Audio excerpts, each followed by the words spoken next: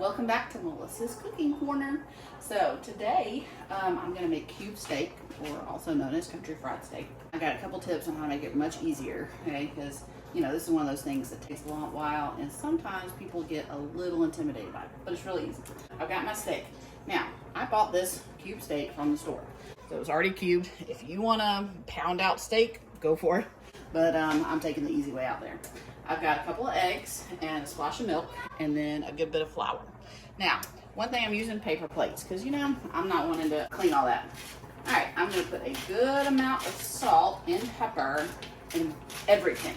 So you've got to season everything. So also, I've got some mashed potatoes. Got some potatoes boiling over there. So you want to season everything really good, okay? Salt and lots of pepper. So I really like that.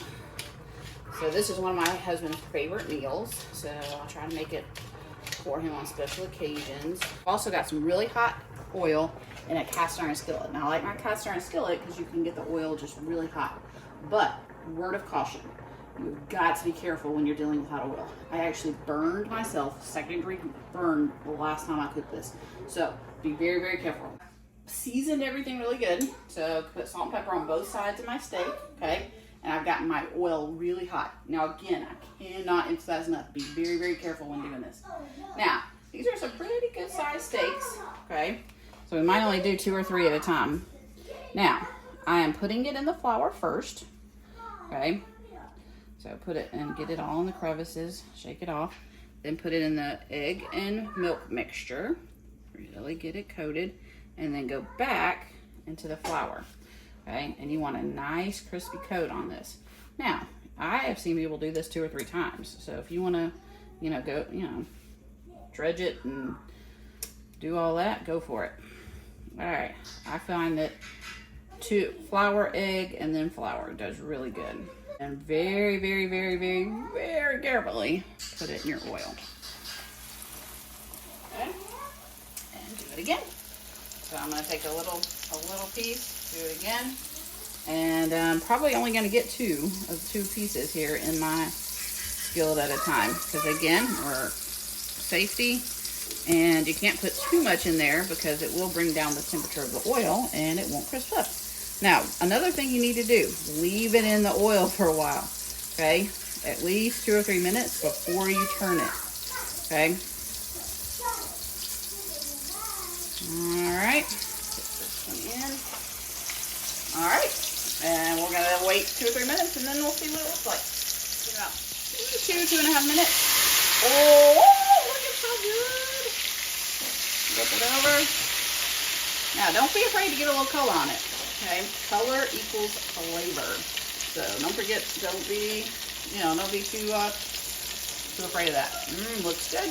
Alright, I'm going to let it a couple of minutes on that side. Now, to figure out how it's done, if it's done, when you poke on it, and this actually looks pretty good,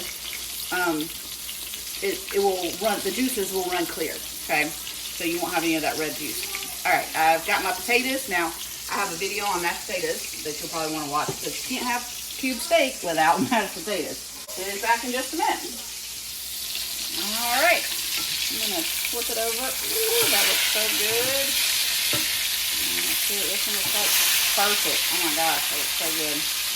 Now, again, this is super, super hot, so be very careful. All right, so I'm pushing it in just a pinch. You don't want all the juices to run out, but I'm not seeing any more red there, okay? So I'm going to take this up and let it rest for a minute before we cut into it. And I'm going to fry up my other 2 pieces, and then we'll plate it and taste it.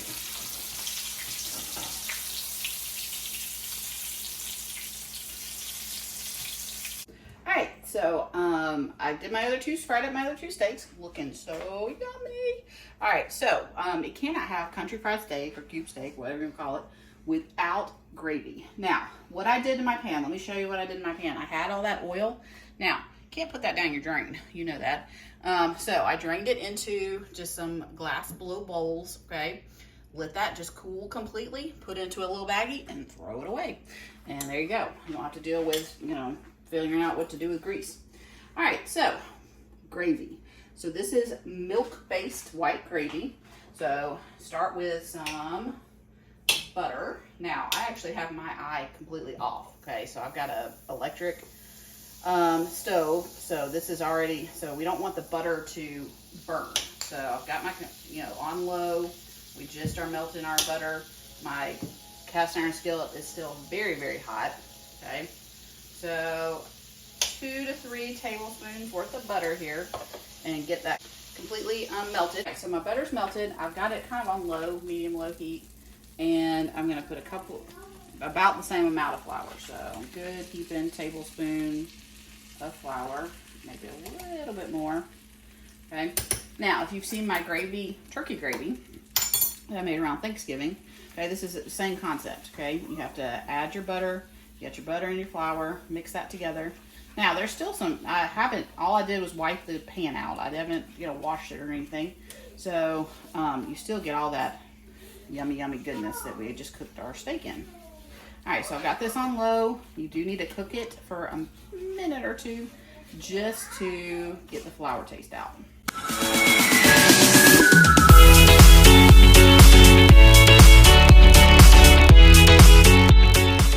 And then we're gonna add our milk. Now, I don't use a whisk. I use my little rubber spatula, okay, and continually just stir it. So, and again, you're probably gonna have some lumps. It's okay. That means that you made it homemade. Now, you can always put it through a little sieve, and it'll get the lumps out. But to me, really, really working it with your spatula really gets the least amount of lumps in it. All right, so add your milk. So probably about a cup to a cup and a half of milk to the consistency that you want gravy. So, all right, so that's gonna thicken up really good. And I'm just gonna add some more. Now, whatever milk you have on hand is fine. I probably wouldn't use skim, but this is 2%. But so if you want whole or half and half, that would make it richer. All right, so keep moving it. Turn it up just a pinch.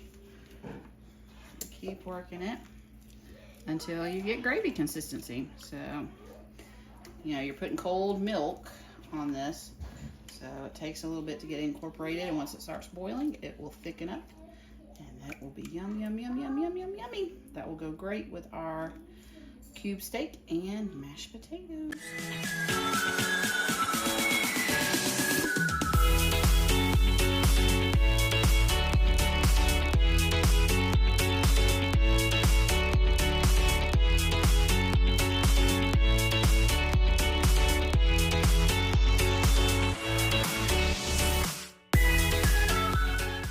It's looking really yummy. I've actually turned my heat completely off my stove because, again, I've got residual heat from my electric stove. I'm going to taste it. Get hot, hot, hot, hot. Now, I put a good bit of salt and pepper in it before. Again, you're going to need a lot of salt and pepper. It's just milk, butter, and flour. That's all this is right now, okay? So, I already put a good bit. Put a few more things in. Good amount of pepper. I like it kind of peppery. Again, that's what I think makes a good white gravy there. Good amount of pepper. Oh my gosh, that looks so good. Oh, my potatoes are ready. All right, so here we go.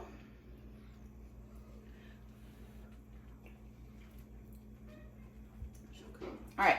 So in just a second, we'll plate everything up and I'll show you what it all looks like. All right, so here we go. I'm so excited to try this. All right, so I've got my mashed potatoes. I got a little biscuit.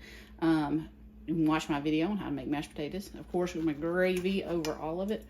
Oh, it's so good. Oh, look how yummy that is.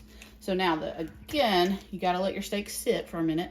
So looking good. And, cube steaks were usually not one of those things that you do rare. So make sure you cook it. All right. Here we go. Let me try this. So good. So good. This would rival any diner that you could find anywhere. A true Southern staple. We're eating good tonight. Yeah, don't forget to subscribe.